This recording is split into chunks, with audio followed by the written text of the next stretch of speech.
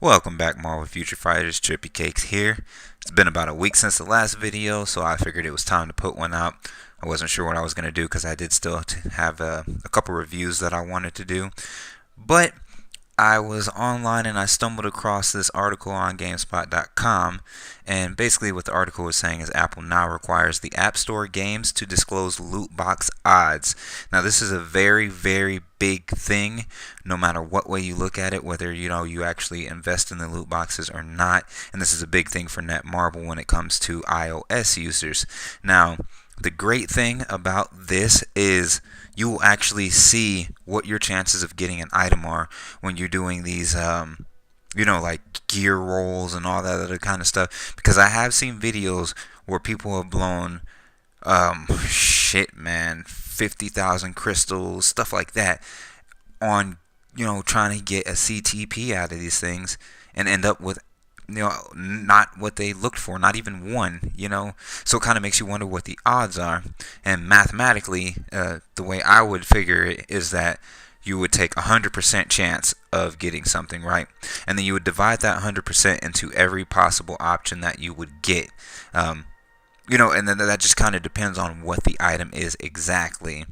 So I'm going to kind of go over that a little bit more to provide a little bit more insight as to what kind of numbers I predict you'll be seeing when they do implement this, because they have to add it, because Marvel Future Fight is an active app on the iOS system, or that you can download from their app store. So they have to abide by these rules or it will be pulled down, and that's a lot less money that they'd be getting pulling it down, rather than just putting the percentages and the odds of you actually receiving a specific item that you're looking for. Now, when it comes down to CTP, you notice that they say the CTP chance has increased on, whatever you're drawing from the chest. And the thing about that is you don't know how much it's increased by. You don't know what it was originally at, and you don't know what it's gone to since then. It's just kind of one of those things psychologically that's going to pull you in and make you want to actually spend the crystals on these boxes. And, when you really look at the overall view of it, it looks like here 1, 2, 3, 4, 5, 6, 7, 8, 9, 10, 11, 12 different gears that you can get.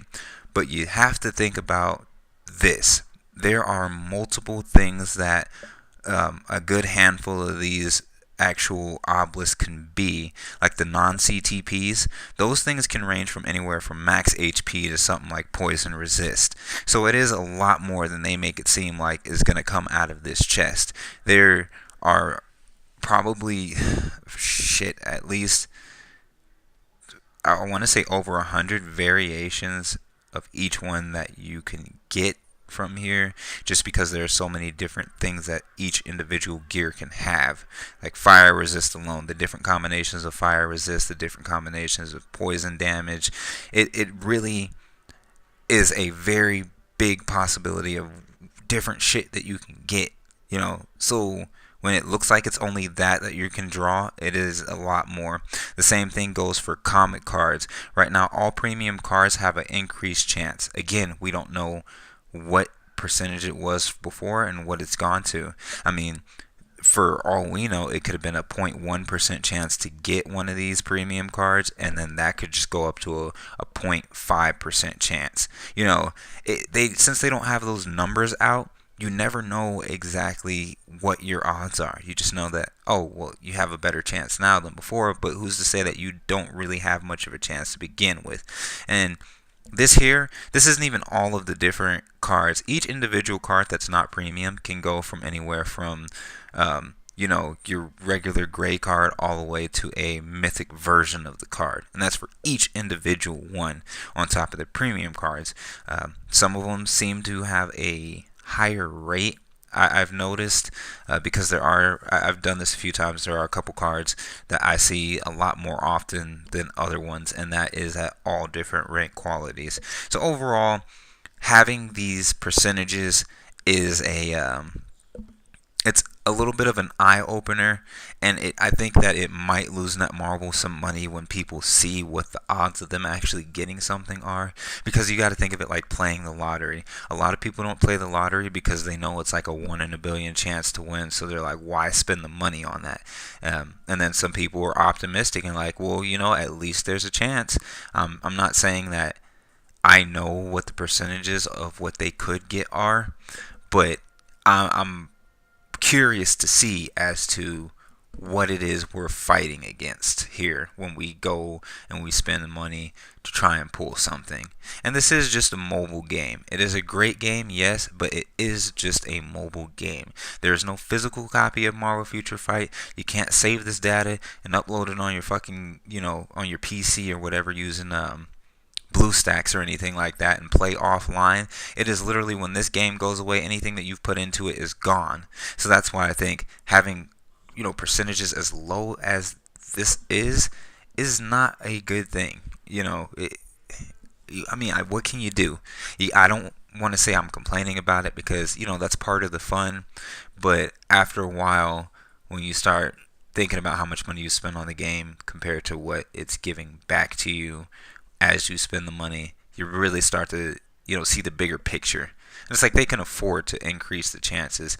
And another alternative, this has been said about a lot of other different games too that do the loot box thing, is what, yeah, you can pay like $1.99 to buy a little chest or whatever and take your chances, or you could pay like $8 and get exactly what you want.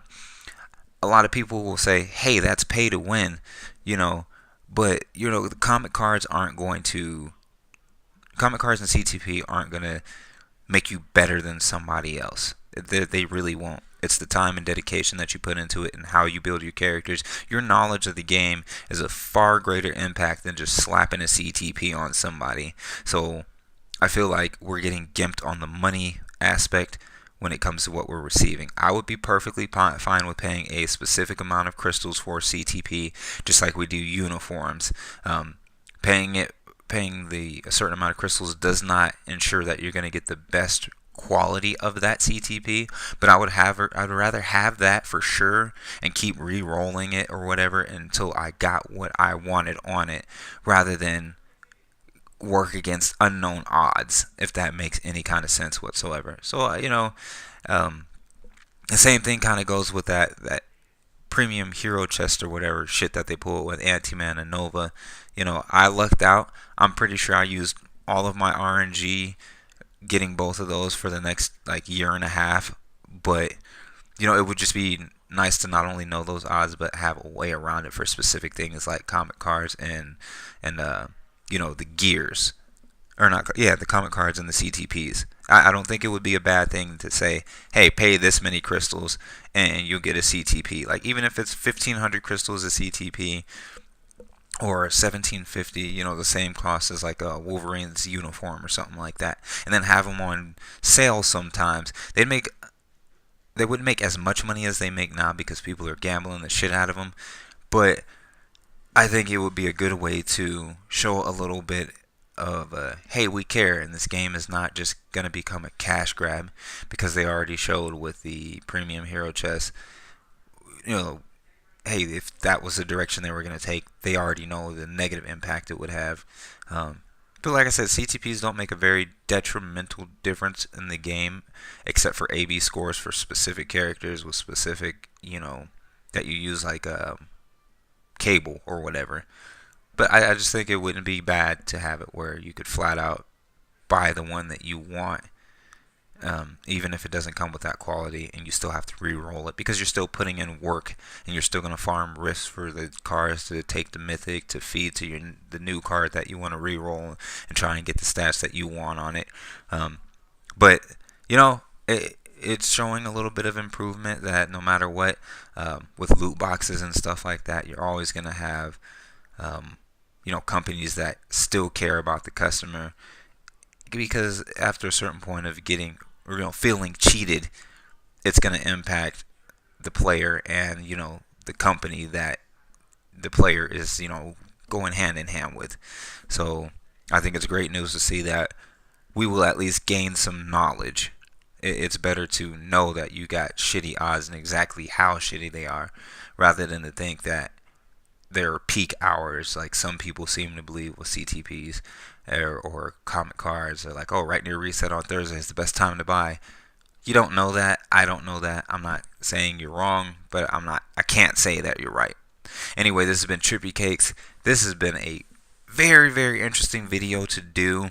I'll actually drop another one in another day or so, because I'll be off, and I could really sit down and crank out something. I'm thinking about making a pretty long video, since everybody's gonna have the time to do it. Just sit around for about 20 minutes on Christmas, check out the next video. Just see how shit's going. But please do like, subscribe, comment, and enjoy. If you are new to the channel, thanks for joining. If you've been with me for a while now, sorry I'm only doing these weekly, but it's just because I don't even have an excuse. I'm fucking lazy and tired. So, but I'm still trying to crank them out.